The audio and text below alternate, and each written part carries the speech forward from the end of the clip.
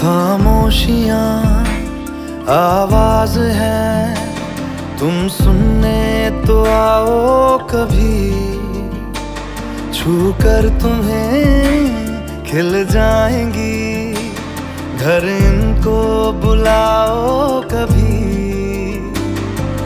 बेकरार है बात करने को, कहने